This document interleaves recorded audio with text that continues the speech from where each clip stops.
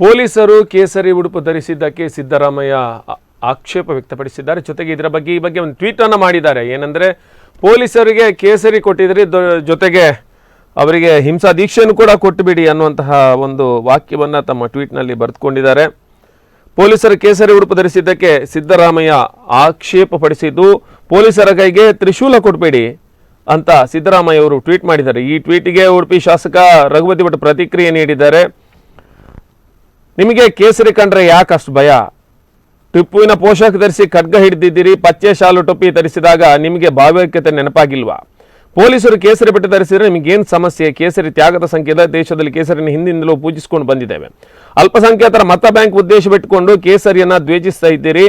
ಕೇಸರಿಯನ್ನು ದ್ವೇಷಿಸಿದ್ದಕ್ಕೆ ಕಾಂಗ್ರೆಸ್ಸಿಗೆ ಈ ಪರಿಸ್ಥಿತಿ ಬಂದಿದೆ. ಕೇಸರಿಯನ್ನು ವಿರೋಧಿಸಿದರೆ ಇನ್ನಷ್ಟು ಮೂಲೆ ಗುಂಪಾಗ್ತೀರಿ ಅಂತ ರಘುಪತಿ ಭಟ್ ಹೇಳಿದ್ದಾರೆ.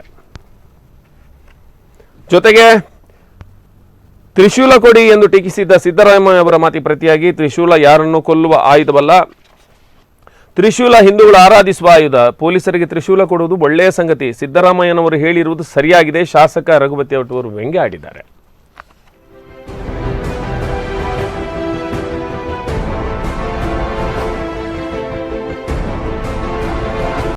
ಪೊಲೀಸರ ಕೈಗೂ ತ್ರಿಶೂಲ ಕುಡಿ ಜಂಗಲ್ ರಾಜ್ ಅಂತ ಹೇಳುವಂಥ ಟೀಕೆಯನ್ನು ಅವರು ಟ್ವೀಟಲ್ಲಿ ಮಾಡಿದ್ದಾರೆ. ತ್ರಿಶೂಲ ಯಾವುದೇ ಒಂದು ಅದು ಯಾರನ್ನು ಕೊಲ್ಲುವಂಥ ಆಯುಧ ಅಲ್ಲ.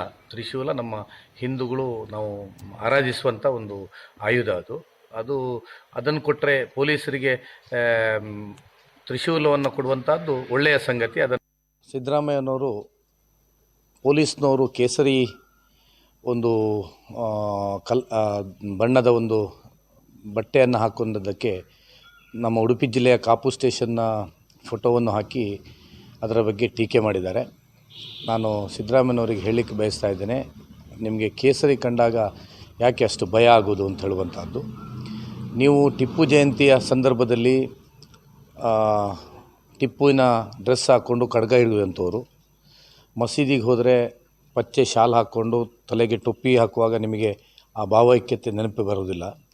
ಪೊಲೀಸರು ಕೇಸರಿಯ ಒಂದು ಬಟ್ಟೆ ಹಾಕಿದ ಕೂಡಲೇ ನಿಮಗೇನು ಸಮಸ್ಯೆ ಆಗೋದು ಅಂತ ಹೇಳುವಂಥದ್ದು ಪ್ರಶ್ನೆಯನ್ನು ಕೇಳಿಕ್ಕೆ ಬಯಸ್ತಾ ಇದ್ದೇನೆ.